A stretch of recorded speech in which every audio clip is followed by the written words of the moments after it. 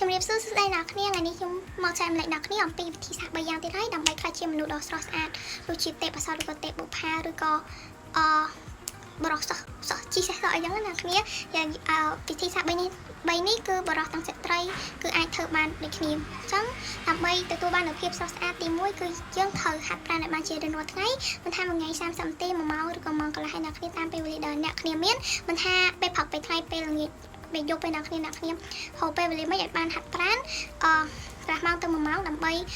រូបរាងអ្នកគ្នាឲ្យកាន់តែស្រស់ស្អាតសឡូនទូយ៉ាងរាងស្អាតរាងស្វើអីចឹងទៅហ្នឹងហើយទី2គឺយើងញ៉ាំរបបអាហារដែលមានផាសុខភាពអាហារដែលល្អចំពោះសុខភាពយើងកុំញ៉ាំរបស់បំពងរបស់ខ្លាញ់ច្រើនពេកអ្នកគ្នាយើងអាចមួយទឹកយើងអាចត្រូវបានញ៉ាំម្ដងបានប៉ុន្តែយើងកុំញ៉ាំរាល់ថ្ងៃអ្វីដែលយើងគួរញ៉ាំរាល់ថ្ងៃគឺយើងញ៉ាំបន្លែបានច្រើនញ៉ាំផ្លែឈើឲ្យបានច្រើនញ៉ាំបាយតិចញ៉ាំសាច់តិចហើយយើងផឹកទឹកឲ្យបានច្រើន3លីត្រទៅអ្នកគ្នា3លីត្រហ្នឹង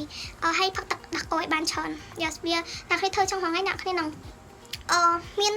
មុខដែលភ្លឺរលោងស្បែកដៃជើងភ្លឺរលោងមកអ្នកគ្នាបើអ្នកគ្នាអត់ដឹងទេអ្នកគ្នាគួរតែសាកញ៉ាំរបស់ល្អឲ្យបានមួយខែឬក៏2ខែអ្នកគ្នានឹងស៊ីរីសាមកព្រោះថាអ្វីដែលយើងញ៉ាំចូលទៅក្នុងខ្លួនយើងហ្នឹងគឺ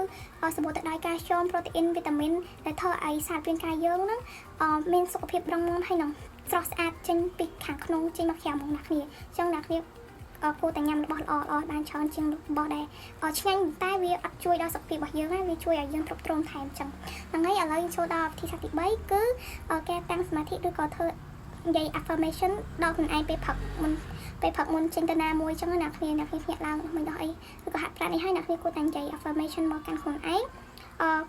affirmation ហ្នឹងគឺការនិយាយការលើកទឹកចិត្តការសរសើរខ្លួនឯងដូចថាខ្ញុំនិយាយមុខកញ្ចក់ថាខ្ញុំស្អាតខ្ញុំឆ្លាតខ្ញុំប្រកែកអញ្ចឹងទៅថាថ្ងៃនេះគឺជាថ្ងៃល្អរបស់ខ្ញុំពិតជាអរគុណថ្ងៃនេះខ្លាំងមែនទែនឲ្យខ្ញុំមានថ្ងៃនេះហ្នឹងហើយការនិយាយសរសើរខ្លួនឯងទោះអ្នកគ្នាអត់ស្អាតខ្លាំងណាស់ណាក៏ដោយក៏អ្នកគ្នាត្រូវនិយាយដាក់ខ្លួនឯងថាខ្ញុំពិតជាស្អាតណាស់នៅពេលដែលអ្នកគ្នានិយាយចឹងរាល់ថ្ងៃអ្នកគ្នានឹងថ្ងៃណាមួយអ្នកគ្នានឹងជឿថាខ្ញុំពិតជាស្អាតមែនគឺស្អាតបែបរបស់ខ្ញុំគេស្អាតបែបរបស់គេយ៉ាងវាគឺ effective ខ្លាំងមែនទែនហើយវាបង្កើនទំនុកចិត្តយើងហើយត្រូវយើងរីករាយបានជារៀងរាល់ថ្ងៃហើយមានកម្លាំងចិត្តតាំងពីផឹកដល់យប់អ្នកគ្នា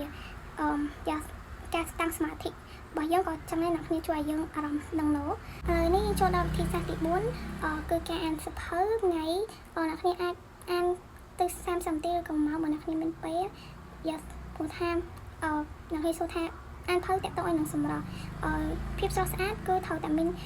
ខួរក្បាលតែមានពោពេញទៅដោយចំណេះដឹងអាហ្នឹងពាក្យគេនិយាយណាគ្នាបើយើងស្រស់ស្អាតតែយើងដូចអត់មានសិលធម៌និយាយសម្ដីមកចេញមកក្អេងក្អាកដូចមនុស្សអត់មានចំណេះដឹងព្រោះថា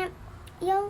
ស្អាតបានតែខាងក្រោមតែខាងក្នុងយើងគឺអត់ស្អាតទេណាគ្នាអញ្ចឹងយើងអាចនិយាយដូចបុប្ផាឬក៏បរិសុទ្ធសយព្រោះថាមានទាំងស្អាតទាំងក្នុងទាំងក្រៅចេញមកហ្មងអញ្ចឹងអ្នកគ្នាគួរតែក្រេបយកចំណេះដឹងមកដាក់ខ្លួនឲ្យបានច្រើនប្រកាន់យកដោយសិលធម៌